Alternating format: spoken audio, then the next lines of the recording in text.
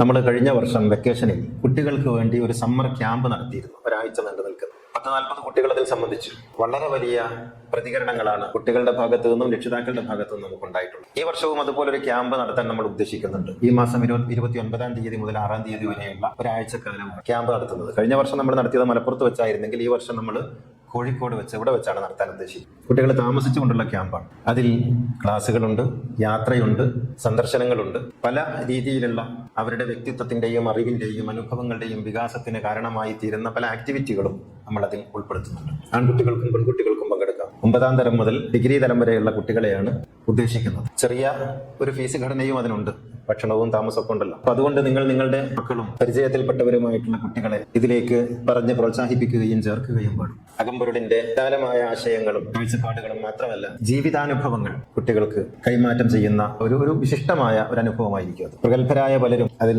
Class എടുക്കുന്നുണ്ട്. കഴിഞ്ഞ വർഷം ഉള്ളവരും വന്നവരും അല്ലാത്തവരൊക്കെ ഈ വർഷം ഉണ്ടാകും. യാത്രയിലൂടെ കുട്ടികൾക്ക് ചില നേരനുഭവങ്ങൾ സിദ്ധിക്കുന്നതിന് അത് കാരണമായി തീരും. അതുകൊണ്ട് കുട്ടികളെ ഒരാഴ്ചക്കാലം അതിലേക്ക് വിടുകയും അവരുടെ അനുഭവ പരിസരം വികസിപ്പിക്കുന്നതിന് സഹായിക്കുകയും ചെയ്യണം.